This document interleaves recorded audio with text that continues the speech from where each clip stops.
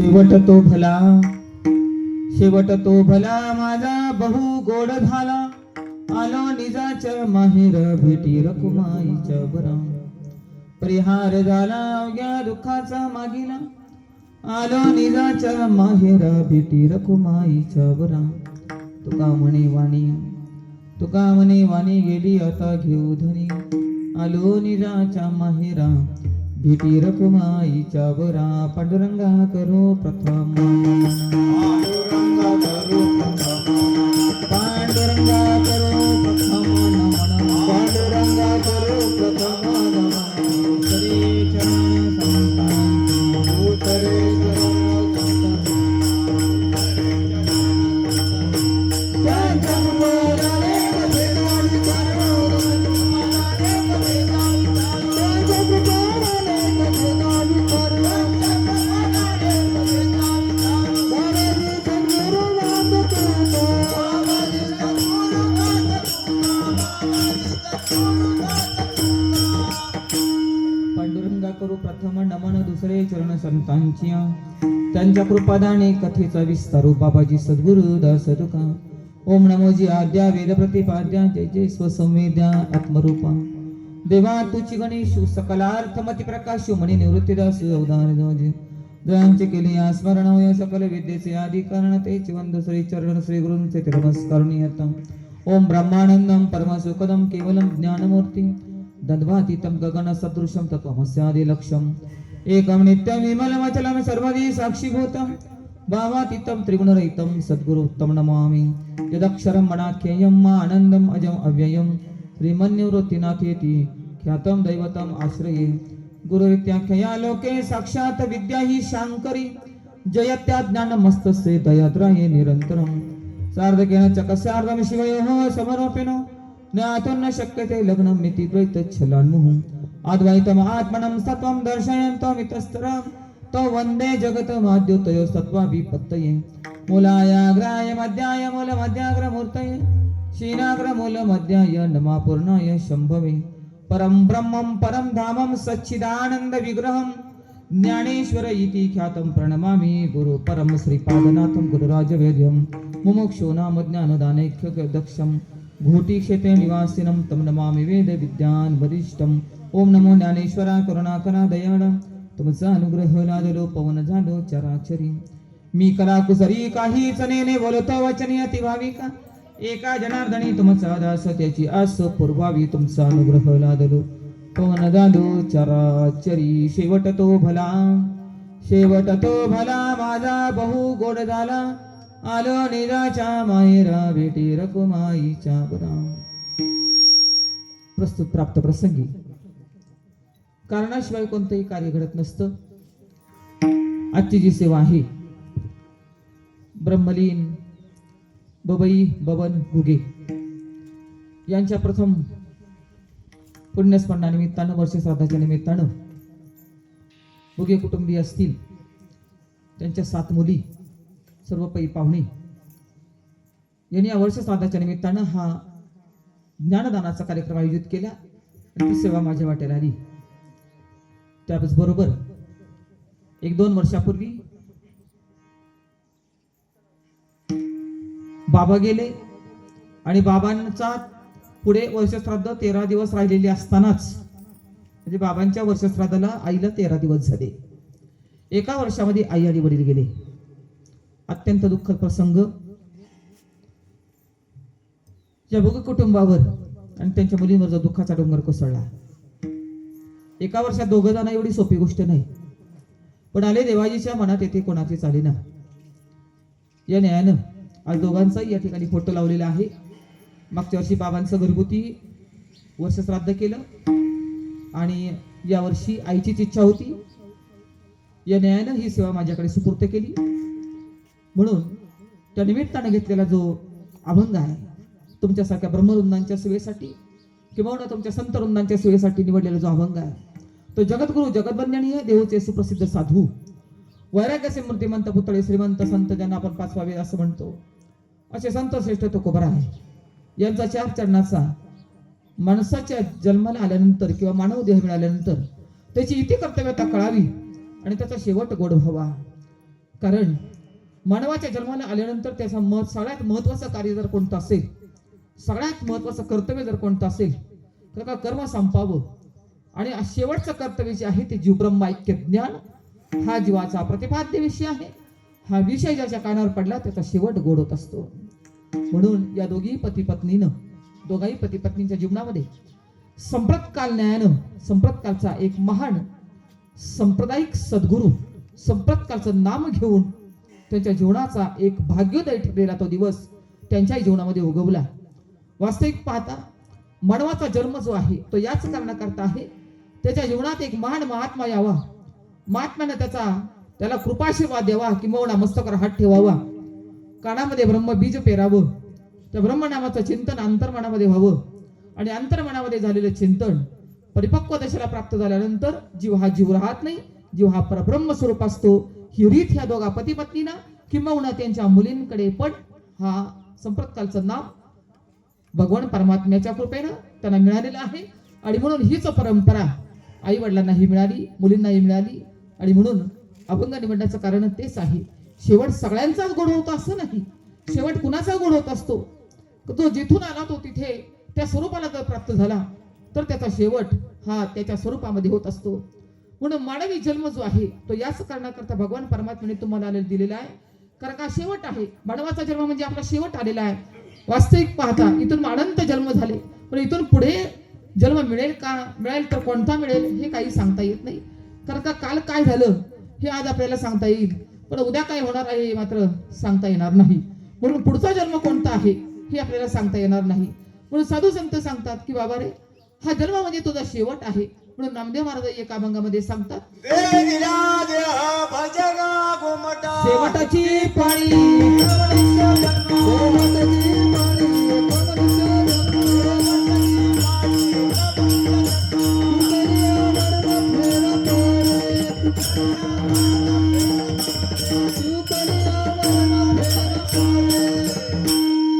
शेवटची पाळी एक मनुष्य जन्म सुकलिया वर्म फेरपणे. मानवाचा जन्म म्हणजे आपला आता शेवट आलेला आहे. आणि या जन्मामध्ये जर आपण सावध नाही झालो तो परत कधीच होता येणार नाही. म्हणून सावध करण्यामध्ये साधू संत आलेत. सावध होई बापा, काळ लागला बापा, प्रपंची गुंतू नको, पाय पुढत असे पापा. प्रपंच करू नका असं कोणते संत सांगत नाहीत, पण प्रपंच करत असताना प्रपंचामध्ये गुंतू नका. संसारी असावे असुनी नसावे, किंवा माऊली सांगतात असोनी संसारी जीवा वेगो करी वेदशास्त्र उभारी बाई सदा. कोणतेही संत संसार करू नका असं कोणी सांगत नाही, पण संसार म्हणजेच काय हा अजून आपल्याला कळलेलं नाही. संसार आणि प्रपंच हा अनंत कालापासून आपल्या मागे लागलेला आहे. अनादि संसार मालेच्या ठाई नित्य विषय भोगिले पाही, ते ठसावले चित्ताच्या ठाई वारंवार भोगी तसे. अनंत जन्मामध्ये कर्म, वासना, पाप, पुण्य, सुख, दुःख हे सगळं आम्ही भोगत आज इथपर्यंत आलोय. वास्तविक पाहता इथपर्यंत येण्यासाठी हो अनंत कष्ट सोसून मानवी जन्म तुम्हाला प्राप्त झालेला आहे. पण साधू संत सांगतात या देहामध्ये आल्यानंतर एक गोष्ट मात्र तुम्हाला करता येईल.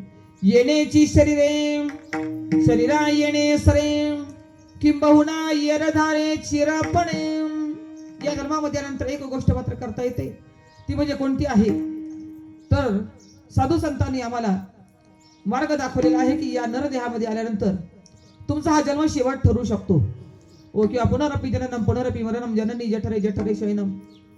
हा संसार हा दुस्तर असा भवसागर तर तुम्ही आम्ही ज्या भवसागरामध्ये अडकलेलो आहोत, या भवसागरातून पार होण्यासाठी हा मानवी जन्म उत्कृष्टाचा सांगितलेला आहे.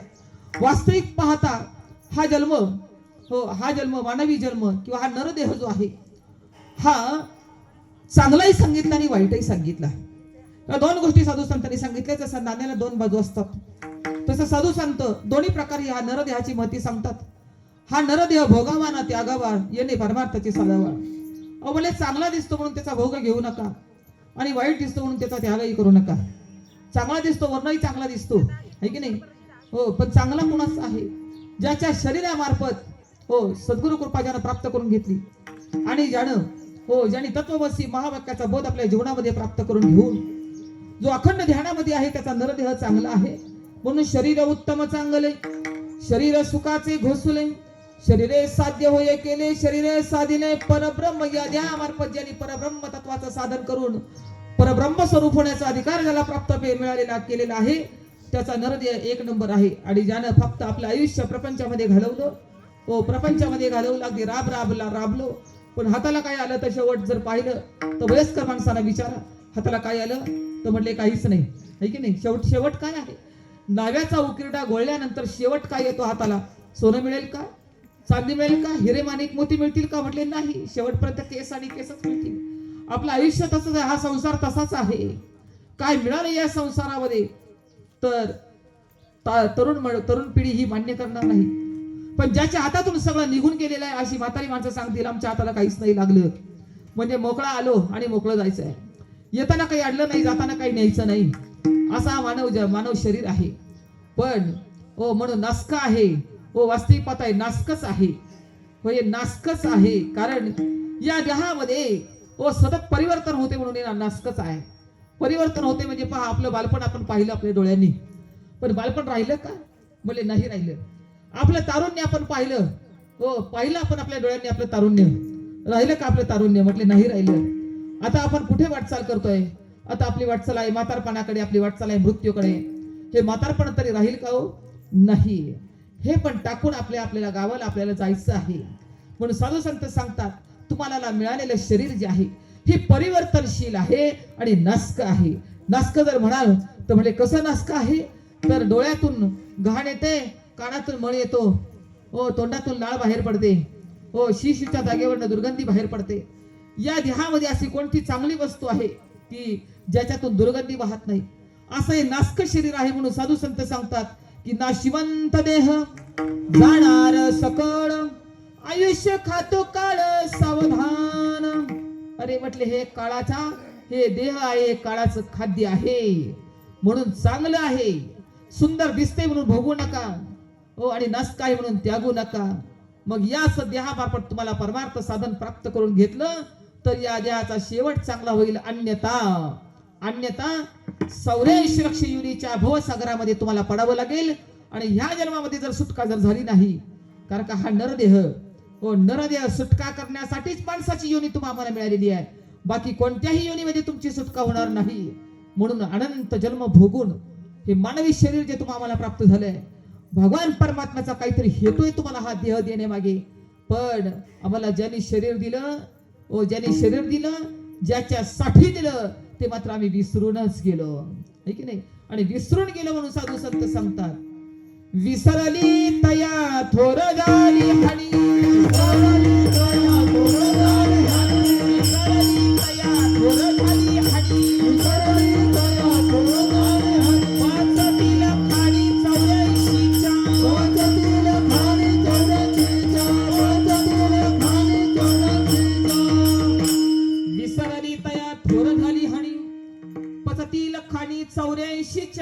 जो स्वरूपाला विसरला. म्हणून मानवी जन्माला आल्यानंतर हा नरदेह जो मिळालेला आहे तो तुम्हाला आठवण करून देण्यासाठीच आहे. कारण का हा नरदेह वास्तविक पाता जाणारच आहे. कारण का मृत्यू लोकाचा या मृत्यू लोकामध्ये येत उर नाही आले अवतार यर ते पामर जीव किती. या मृत्यू लोकार देवही आले देवही गेले संतही आले संतही गेले माणसंही आली माणसंही चालली. या मृत्यू लोकार देवही आले प्रत्यक्ष परमात्मा राम रूपाने या मृत्यू लोकार अवतीर्ण झाला. अयोध्येसारख्या ठिकाणी राज्य केलं. रावणाला मारलं सीता सोडून आली राम राज्य केलं. पण आपलं कर्म संपलं की अयोध्येसारख्या ठिकाणी शरीर नावाची नदी आहे त्या शरीर नदीला प्रभू रामचंद्राने देह समर्पित केला. त्यानंतर परत एकदा परमात्मा कृष्ण रूपाने या मृत्यू लोकांवर जन्माला आला. समुद्राकडून द्वारका नगरी मागून घेतली. अर्जुनाला 18 अक्षरी सैन्यामध्ये उपदेश केला. गीतेसारखा ग्रंथ या समाजाला दिला. आणि एक दिवस कर्म संपलं द्वारका नगरी समुद्रामध्ये बुडवली. यादवांसाने पात केला आणि जंगलामध्ये जाऊन बसल्यानंतर पाय टाकून झाडाला टिकून बसले. कृष्ण परमात्मा एक दिवस पारधी येतो काय आणि त्या बाणाला प्रत्यंच्या चढवतो काय आणि कृष्ण परमात्म्याच्या पायाला बाण लागून कृष्ण परमात्मा निधमाला जातात काय. देवासारखा देव आहे पण त्यालाही मृत्यू लोक सोडावा लागतो. कारण त्या मृत्यू लोकाचा एक नियम असा आहे. या मृत्यू लोकाचा नियम असा आहे की देव जरी या मृत्यू लोकावर आले अवतार घेऊन 3.5 हाताचं शरीर धारण करून आले तरी देवांनाही हा नरदेह सोडावाच लागतो. या मृत्यू लोकामध्ये संत तरी अवताराला आले, संतही आले अवताराला. आले ज्ञानोबराय. कोण होते ज्ञानोबराय असं जर म्हणाल तर महाविष्णूचा अवतार, सखा माझा ज्ञानेश्वर, प्रत्यक्ष महाविष्णू असणारे ज्ञानोबराय. पण या समाजाच्या कल्याणार्थ देवही धर्म कार्य करता येतात, संतही धर्म कार्य करता येतात. आणि जीव जो येतो तो धर्म समजून घेऊन धर्माप्रमाणे वागावं. कारण का धर्म कितीतरी खडतर असला तरी जीवानं धर्माप्रमाणे वागावं आणि आपल्या आपल्या गावाला निघून जावं. म्हणून संतही आले. प्रत्यक्ष महाविष्णू असणारे ज्ञानोबराय या जगाला ज्ञानेश्वरी सारखा महान ग्रंथ दिला आहे. योग्यांना चांगदेव 65 दिली आहे. ज्ञानांना अमृतानुभव दिला आहे. ओ तळागाळातल्या लोकांना अगदी अंगठे बहादर असला तरी त्याला हरिपाठ येतो. हरिपाठासारखा महान ग्रंथ या ज्ञानोबरायाने दिला. आणि आपलं आयुष्य संपलं, कर्म संपलं. ज्ञानोबराय समाधीस्थ होतात 22व्या वर्षी. त्यानंतर येतात परत तोच महाविष्णू परत तुकोबरायांच्या रूपाने या मृत्यू लोकांवर अवतीर्ण होतोय. आले तुकोबराय. तुकोबराय कोण आहेत असं म्हणाल तर रामेश्वर भट्ट सांगतात. म्हणे रामेश्वर भट्ट तुझ्या तुका विष्णू नाही तुझा, प्रत्यक्ष महाविष्णू असणारे तुकोबराय.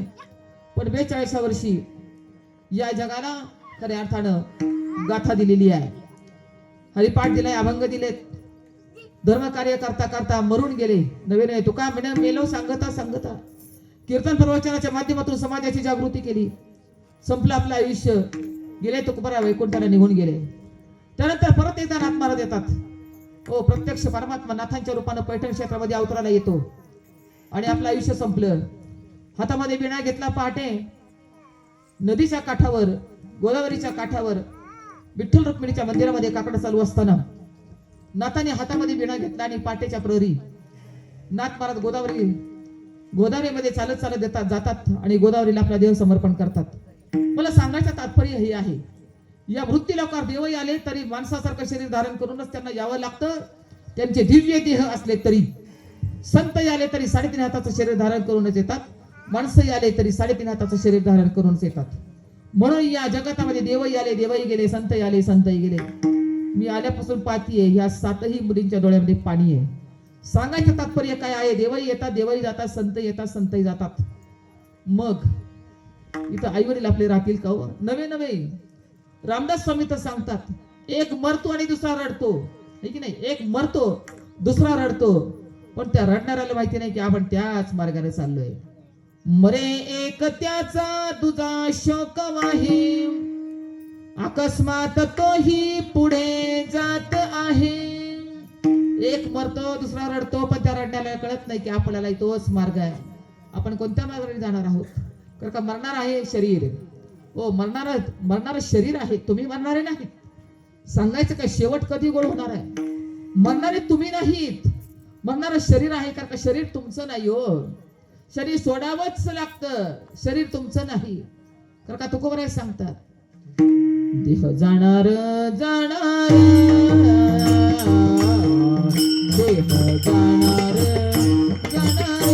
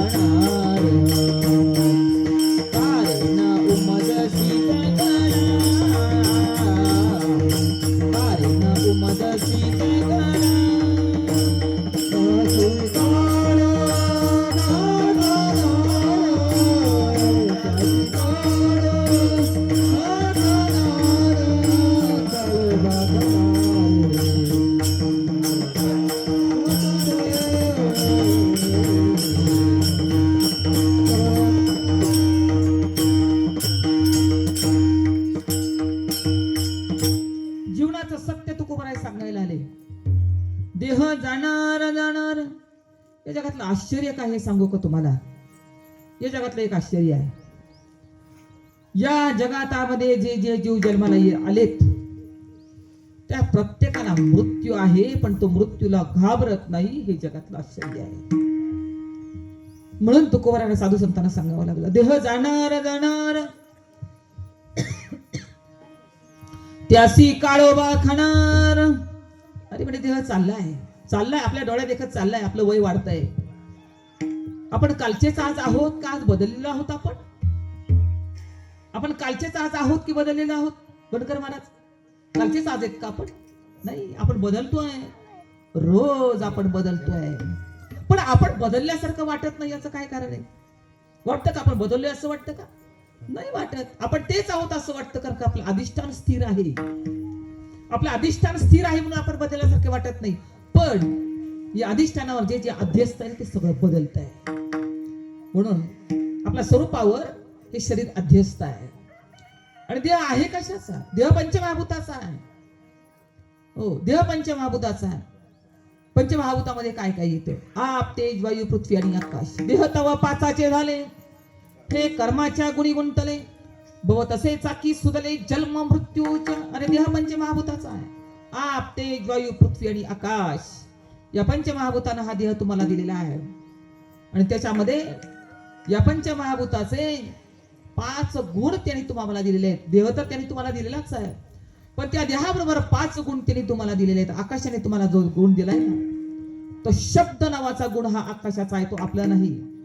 आपल्या वाणीतून जो शब्द बाहेर पडतोय ना, तो शब्द हा गुण आपला नाही, तो आकाशाने आपल्याला दिलेला आहे. स्पर्श हा गुण तुम्हाला वायू दिलेला आहे. शब्द, स्पर्श, रूप हा गुण तुम्हाला तेजाने दिलेला आहे. शब्द, स्पर्श, रूप, रस हा गुण तुम्हाला पाण्याने दिलेला आहे. आणि गंध हा गुण तुम्हाला पृथ्वीने दिलेला आहे. ही पंचमहाभूतानं तुम्हाला 5 गुण तुम्हाला दिलेले आहेत. आणि त्या आधारावर हे शरीर त्याच्यावर चाललेलं आहे. पण या शरीराला मी म्हणतो आणि माझं म्हणतो. वास्तविक पाहता आम्हाला दुःखाला कारणीभूतच हे शरीर आहे. शरीर आहे का शरीरावरची आसक्ती आहे? म्हणजे शरीर नाही, शरीरावरची आसक्ती आहे. आणि ज्या शरीरावर जे माझं नाही त्याला मी म्हणणं, हे दुःखाला कारणीभूत आहे. म्हणून तर माऊली सांगतात, अहम ममतेच्या वडसवडी, मातेन पवती पापुडी, जन्म मरणाचे दुथडी ढवळून ठेली. दुःखाला कारणीभूत काय? का माणसाचा जन्म हा सुखासाठी आहे, सुखप्राप्तीसाठी आहे.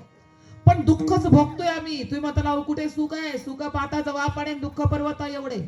आणि तुम्ही म्हणता फक्त सुखच आहे. हो, मानवी जन्म हा फक्त सुखप्राप्तीसाठीच आहे. पण सुख कुठे आहे, कुठं, याचा शोध आपण जोपर्यंत घेत नाही तोपर्यंत तुम्हाला आम्ही सुखी होणार नाही. वास्तविक पाहता सुखीच आहोत आम्ही. हो, सुखरूप ऐसा दुधा कोण सांगा, माझ्या पांडुरंग सारिका जो. आता पांडुरंग म्हणजे आपलं स्वरूपच आहे. हो, माझ्या स्वरूपामध्येच माझं सुख लपलेलं आहे, पण मी ते बाहेर शोधतोय. आणि म्हणून बाहेर शोधतोय म्हणजे तुकोबाराय सांगतात ना, माझ्यापेक्षा जे वेगळं आहे, माझ्याहून जे जे वेगळं आहे ते दुःखाला कारणीभूत आहे. येरती माईके दुःखाची जनती. येर म्हणजे माझ्या स्वरूपावर जे जे अध्यस्त आहे, की माझ्याहून जे वेगळं आहे ते सगळं दुःखाला कारणीभूत आहे. त्याच्यामध्ये अगदी बाहेरचं असेल किंवा शरीर असेल.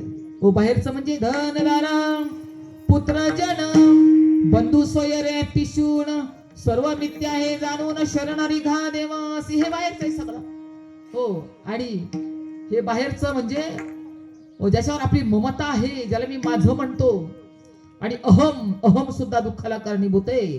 अहंता आणि ममत्व, मी आणि माझं आहे की नाही. एक वेळ मम जातं बरं का, पण अहम जात नाही. हो, मम जातं, हे माझं नाही हे कळालं, पण हे माझं नाही हे कळतं का? नाही, हे दिसतं हे माझं नाही हे कळालं. मम जातं पण अहम जात नाही. म्हणून 1 नंबर दुःखाला कारण तो अहम आहे. म्हणून म्हटलं माझ्यापेक्षा माझ्यावर जे अध्यस्त आहे म्हणजे शरीरासकट. हो, देहही दुःखाचा आहे. पण दुःख रूप देह, दुःखाचा संसार, सुखाचा विचार नाही कोठे. आणि अशा दुःखरूप असणाऱ्या या नरदेहाला तुम्ही आम्ही आलोय. पण याच्यातच सुख मिळणार आहे हे आम्हाला कोणी सांगत नाही. हो, याच्यातच लपलेलं आहे सुख. सुख म्हणजे काय आहे? सुख म्हणजे तुमचं आमचं स्वरूप आहे. सुख म्हणजे हो, आनंद स्वरूप असणारे तुम्ही आम्ही आनंद घन असणारे. म्हणून म्हटलं हा देह जाणार आहे. या देहाच्या आतमध्ये अजून एक देह आहे, त्याला सूक्ष्म देह असं म्हणतात, त्याला कारण शरीर असं म्हणतात.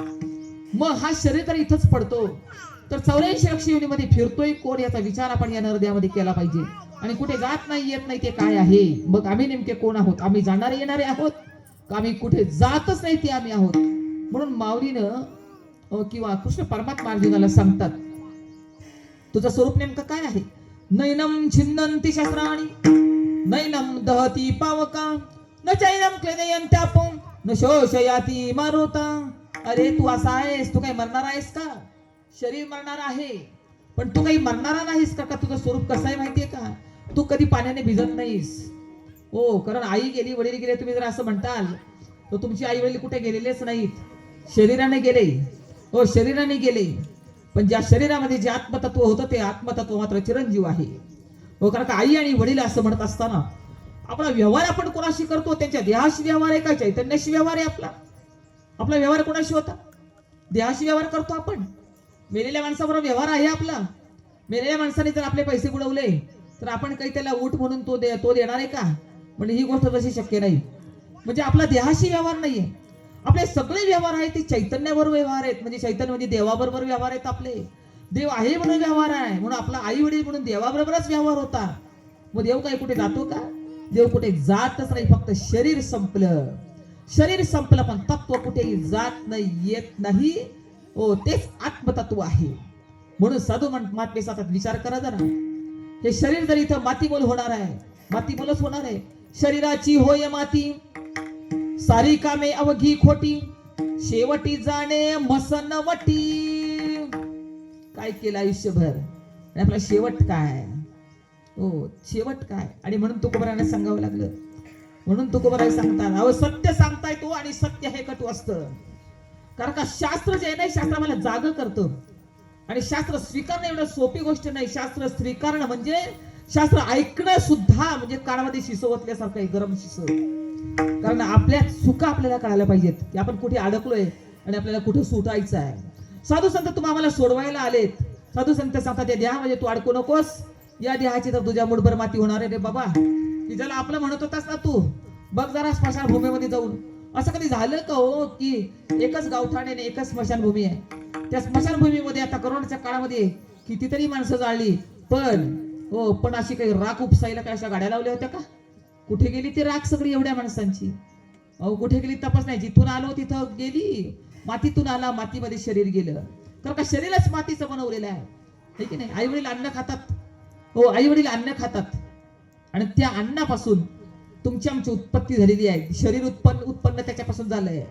हो, स्वरूपाची उत्पत्ती होत नाही, आत्म्याची उत्पत्ती होत नाही. म्हणून मग ते मातीतून जे अन्न खाल्लं त्या मातीवर हा पिंड पोचला आणि हा पिंड मातीमध्ये जातो. पण मग जन्म मरणाच्या फेऱ्यामध्ये फिरतय कोण 84 लक्ष योनीमध्ये. या देहाच्या आतमध्ये अजून एक देह आहे, त्याला सूक्ष्म देह असं म्हणतात. हे शरीर पंचमहाभूताचं आहे. आत एक शरीर आहे, हो, ते 17 तत्वाचं आहे. पंचकर्मेंद्रिय, पंचज्ञानेंद्रिय, पंचप्राण, मन आणि बुद्धी. नुसतं अंतकरण धरलं तर 16 तत्वाचं आहे. मन बुद्धी धरलं तर 17 तत्वाचं आहे. मन बुद्धी चित्त अहंकार धरलं तर 19 तत्वाचं आहे. त्याच्यामध्ये अंतकरण मन बुद्धी चित्त अहंकार धरलं तर 20 तत्वाचं आहे. असा या सूक्ष्म देहाचा हिशोब आहे. त्या हिशोबाशी आपल्याला काही घेणं देणं नाही, कोणी किती हिशोब लावा. पण हा सूक्ष्म देह आहे. हा सूक्ष्म देह हा ज्याला यातनं जन्म म्हणजे काय नाही, मरण म्हणजे तरी काय? सूक्ष्म देहाचा आणि स्थूल देहाचा संयोग झाला की जन्म आहे, आणि स्थूल देहाचा आणि सूक्ष्म देहाचा वियोग झाला की मरण आहे. आत्मा कुठे जात नाही, आत्मा कुठे येत नाही. मेलेल्या माणसाच्या शरीरातही आत्मा असतोच, बरं का? मेलेल्या माणसाच्या शरीरातही आत्मा असतोच. मग आपण असं जर म्हणतो महाराज की सुईच्या टोकावडी जागा शिल्लक नाही जिथं देव नाही, तो एवढ्या 3.5 हाताच्या शरीरातला देव जाईल कुठे? हो, कारण का ते निर्गुण तत्व आहे, ते कुठे जात नाही, कुठे येत नाही. मग हा शरीर इथं पडतं आणि याच्या आत मधला सूक्ष्म देह आहे, तो याच्यातून बाहेर पडतो, त्याचा वियोग झाला.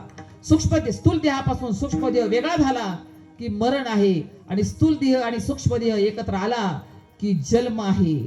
मग मरणाच्या वेळेला या स्थूलातून सूक्ष्म शरीर बाहेर पडतं आणि त्या सूक्ष्म शरीरामध्ये जी वासना असते ना, हो जशी वासना असते तसाच तो सूक्ष्म देह त्या शरीरामध्ये प्रवेश करतो.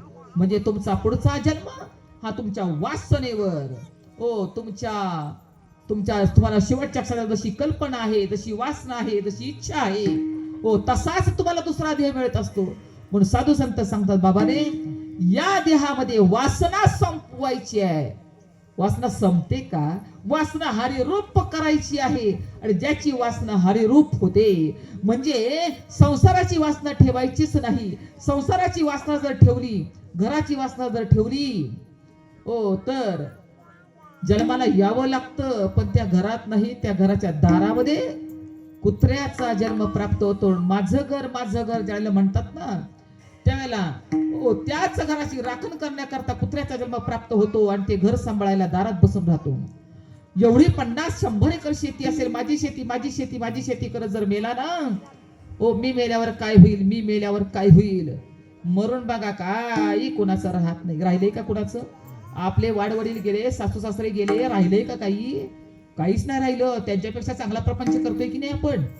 पूर्वीच्या काही डोक्यावर पाणी होतं आहे की नाही, विहिरीवर डोक्यावर पाणी होतं, आता घराघरात नळ आले, चांगलं झालं की नाही आपलं? अजून इथली पुढे आपण गेलं तर आपल्या पुढच्या पिढीचं अजून चांगलं होईल. काय कुणाचं राहणार आहे की नाही? काहीच कुणाचं राहणार नाही. पण साधू संत सांगतात, जर शेताची वासना शिल्लक राहिली तर परत यावं लागेल. बैलाचा जन्म प्राप्त होऊन, हो बैलाचा जन्म प्राप्त होईल, शेतामध्ये नांगर ओढण्यासाठी परत यावं लागेल. म्हणून साधू महात्मे सांगतात, बाबा रे हा किती वेळेला फिरणार आणि किती वेळेला येणार. जन्म घ्यावे लागे वासनेच्या संगे, जन्म घ्यावे लागे वासनेच्या संगे, तेथे जाणे